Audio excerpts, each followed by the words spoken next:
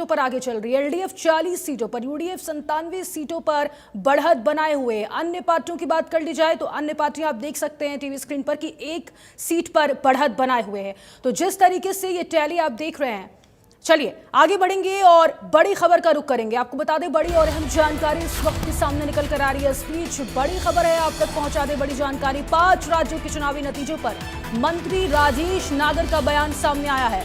उन्होंने कहा बंगाल में बीजेपी सरकार बनने जा रही है। बड़ी खबर, बड़ी जानकारी। उन्होंने कहा पीएम मोदी के विजन पर जनता ने मोहर लगाई है। बंगाल में पूर्ण बहुमत से सरकार बनने जा रही है। इस वक्त की बड़ी खबर आप तक पहुंचा रहे राजेश नागर ने कहा बंगाल में लोगों पर अत्याचार हो रहा था। बड़ी जानकारी है इस वक्त की आप तक पहुंचा दें। मंत्री राजेश नागर का ये बड़ा बयान, जीत का दावा किया है। कहा कि बंगाल में बीजेपी सरकार बनाने जा रही है। पीएम मोदी के विजन पर जनता ने मुहर लगाई है। इस वक्त की बड़ी खबर, बड़ी जानकारी। बंगाल में पूर्ण बहुमत से सरकार बनने जा रही है। बंगाल में लोगों पर अत्याचार हो रहे हैं।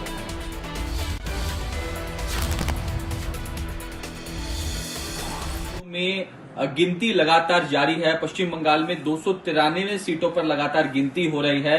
ऐसे में रुझानों में बीजेपी को बहुमत मिलता दिखाई दे रहा है। इस वक्त हमारे साथ बातचीत करने के लिए हरियाणा सरकार में राज्य मंत्री राजेश नागर साहब मौजूद है। नागर साहब, जिस तरीके के रुझान जो है वो फिलहाल देखने को मिल रहे हैं, बीजेपी जो है उसको बहुमत बंगाल के अंदर मिल रहा है। इसके अलावा असम में भी फिर से रिपीट जो है वो सरकार कर रही है और भी तमाम इलाकों में जिस तरीके से बीजेपी का अच्छा प्रदर्शन जो है वो देखने को मिल रहा है। किस तरीके से इसको देखते हैं, क्या कहेंगे सर? देखो, भारतीय जनता पार्टी की सरकार बंगाल में बनने जा रही है और जो हमारे प्रधानमंत्री जी की सोच, एक विजन लोगों ने जो देखी, उसी के तहत हमारी सरकार बंगाल की बात करें, चाहे हम आसाम की बात करें और पौंडीचेरी की बात करें, तो हमारी सरकार बनने जा रही है।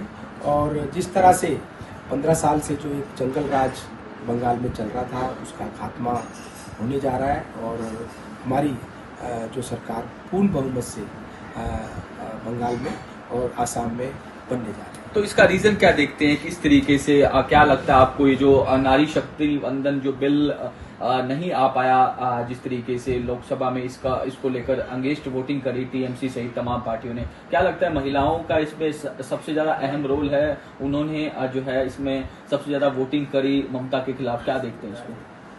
देखो, कई मुद्दे वहाँ पर थे। जिस तरह से अगर बात करें 15 साल से लोग जो वहाँ पर रह रहे थे, जिस तरह से उनके ऊपर अत्याचार हो रहे थे, उसी के विरोध में। और बात जैसे आपने कई महिलाओं ने भी जो इन्होंने वो बिल गिराकर महिलाओं का जो अपमान जो किया, उसके तहत भी अगर हम बात करें बंगाल में वोट परसेंटेज, अगर बात करें बंगाल में महिलाओं की पुरुषों से ज़्यादा थी और महिलाओं ने भी अगर बात करें टीएमसी के खिलाफ वोट डाला। तो अब कांग्रेस का खाता भी नहीं खुल पाया बंगाल के अंदर, किस तरीके से देखते हैं? देखो, कांग्रेस को पूरे देश की जनता ने सिरे से नकार दिया है। चाहे हम बात करें पहले जो चुनाव हुए उसमें और जो अब भी ये चुनाव हो रहे हैं उसमें भी, और जिस तरह से आज बंगाल में जो हालात हैं उसी के तहत हमारे जो पार्टी के बड़े नेता, चाहे प्रधानमंत्री जी श्री नरेंद्र मोदी जी, हमारे गृह मंत्री जी और हमारे और नेतागण जो वहाँ पर गए, जो विश्वास जनता ने हम पर दिखाया और जिस विश्वास के ऊपर जनता ने हमें वोट दी, उसी के तहत हमारी सरकार बंगाल में बनने जा रही है। अगले साल पंजाब के अंदर भी चुनाव होने हैं और भी राज्यों के अंदर चुनाव होने हैं। लगातार मुख्यमंत्री नायब सिंह सैनी पंजाब भी जा रहे हैं और भी पार्टी की जो बड़ी लीडरशिप है वो भी लगातार पंजाब के दौरे कर रही है। तो किस तरीके से पंजाब में भी इस बार कोई क्या देखने को मिल रहा है आपको? देखो, पंजाब में भी हमारी सरकार बनेगी और जिस तरह से लोग, हमारा जो नेतागण हमारे, चाहे मुख्यमंत्री जी जा रहे हैं, चाहे और हमारे पार्टी के नेता जा रहे हैं, आज रैलियों की बात करें, जनसभाओं की बात करें, जिस तरह से जनसमूह उमड़कर वहाँ पर आ रहा है, तो मुझे पूर्ण विश्वास है कि बंगाल में भी हमारी सरकार और पंजाब में भी हमारी सरकार बनेगी। शुक्रिया हमसे बातचीत करने के लिए। तो हरियाणा सरकार में राज्य मंत्री राजेश नागर थे, तमाम मुद्दों को लेकर जानकारी दी और साफ तौर पर कहना है कि पंजाब में भी भारतीय जनता पार्टी की सरकार 2027 में बनने जा रही है। वीडियो जर्नलिस्ट जतिन के साथ साहिल रुखाया। आगे बढ़ेंगे, बड़ी खबर का रुख करेंगे। आपको बता दें बड़ी और अहम जानकारी निकलकर इस बीच सामने आ रही है। इस वक्त की बड़ी खबर है, आप तक पहुंचा दें। बड़ी जानकारी, 5 राज्यों के चुनावी नतीजों पर भूपेंद्र हुड्डा का बयान सामने निकल कर आया है। पश्चिम बंगाल में बीजेपी को फायदा हुआ।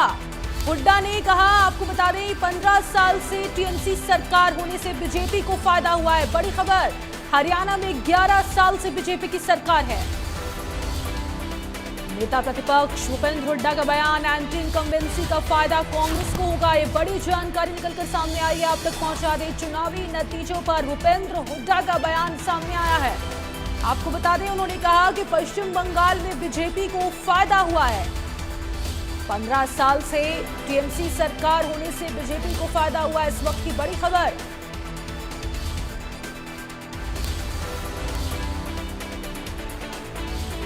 असर तो होगा ना।